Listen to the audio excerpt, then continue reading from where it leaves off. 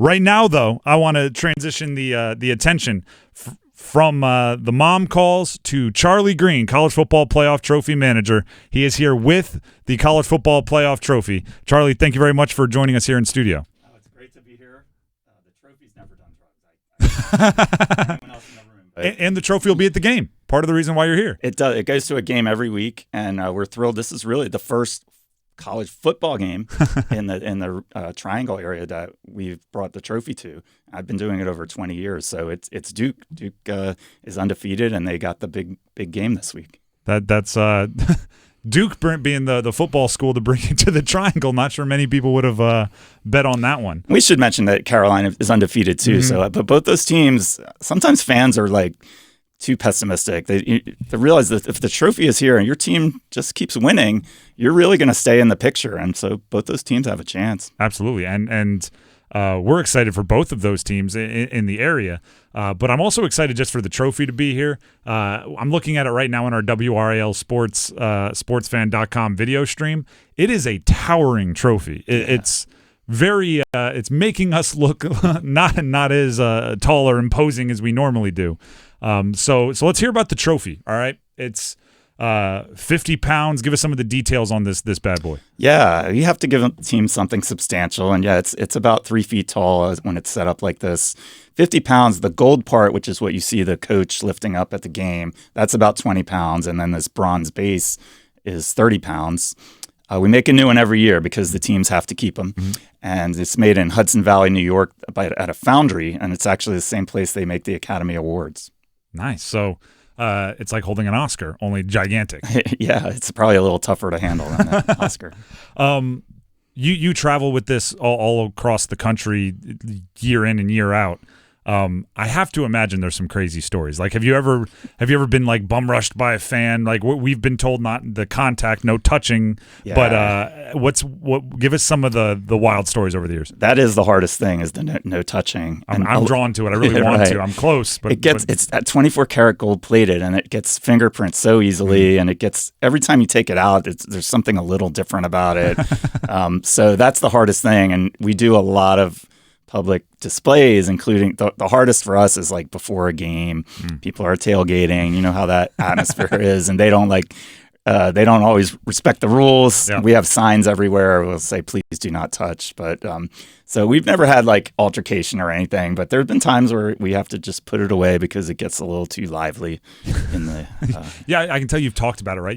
Tailgates, you know how that goes. A little too lively. The words get the point across. But, I love those things as a fan, but when you're the trophy manager, no, I like to just push it, keep it in the box, push it through that area, and we'll put it on like the TV stage or something. We're talking with Charley Green. He's live in studio here on The Drive with Tim Donnelly, College Football Playoff Trophy manager. How do you become the College Football Playoff Trophy manager? Do you start off doing like I don't know, tennis trophies, and then you work your way up? Like, what's the career path? Yeah, I jumped right into this. It was at the beginning of to the big leagues. Remember the BCS? I do remember the predecessor to the College Football Playoff, and so I was working in baseball PR in Texas, and somebody told me about a job doing PR for a college football trophy.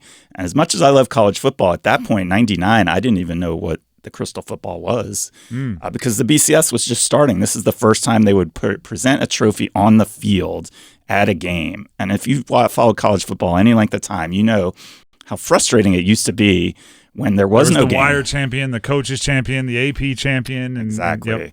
So this trophy was new in that sense. It was going to be on the field, and it was going to go on tour. And they needed people like me who had a sports publicity background. And I can't believe this is my 25th year, but the trophies have been so popular. The sport is so popular that it's valuable to have people do this, go around and show it off. I mean, it's worth it from where I'm sitting. It's pretty cool just to have it next to me. Let me ask you this, right? You talked about how frustrating it used to be. You could have multiple national champions. Is this like patented? Because my parents live in Orlando. My dad has a hat that says UCF national champions, and they weren't, but they claim it. What's to stop them from just building this and putting it in their front entryway? Well, yeah, it is trademarked, actually. Okay. You can't. So, all right, it is protected. Yeah, they could make something else, but Yeah, the image is trademarked. They love it. People love it when we see like fans holding up a fake one. You may see that Saturday at game day.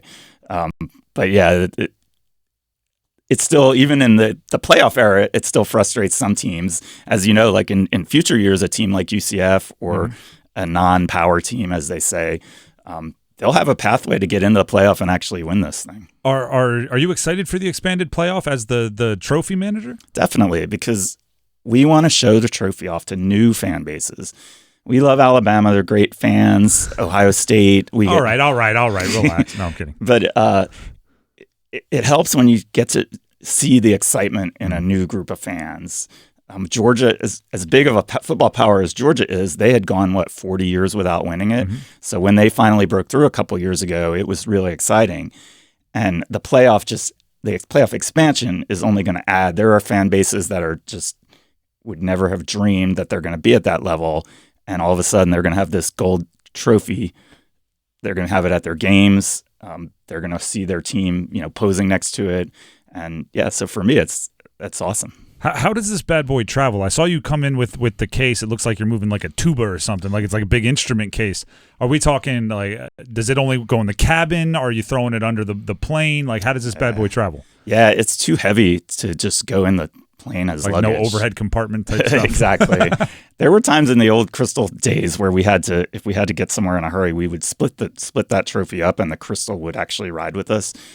This playoff trophy, though, it's just too big, so it's in a very secure case. I'm glad you thought it was music because that we don't want to really advertise what's in there. Oh, I know what it looks like now. If I ever see it at the airport, I'm coming up for a picture. It's probably like a musician or a magician or something like that. But yeah, we just have a courier service that handles it, and they handle it very carefully, and so yeah, we've kept it safe. So we have an opportunity here at 99.9 to take some cool pictures with it, to see it. If a fan wants to see it, where can they see it around the area? Yeah, every Friday we go to 2 Walmart stores, which is partnership with the sponsor, Dr. Pepper. So tomorrow from noon to 2 p.m. we'll be at the Walmart on Shiloh Glen Drive in Morrisville, and then from 3 to 5 p.m. at the Walmart on Glen School Road, which is on the north side of Durham. So fans can come up and stand right next to it, take a photo, but we ask, please do not touch it. But it's a great chance I feel like you just like end sentences with "please do not touch it." It's like punctuation for you. I want to wear a shirt that says that, but I think it would be a little presumptuous on my part. But yeah, the Walmarts are a great chance for you to come and see it, and probably not have to wait in a big line or anything. If you see it on College Game Day on Saturday morning or at the game in the evening, there's going to be a swarm of people around it usually. Well, if first time in the area, you said, so we'll head to commercial and give you some recommendations on things to do while you're in town. All right. Excellent. All right.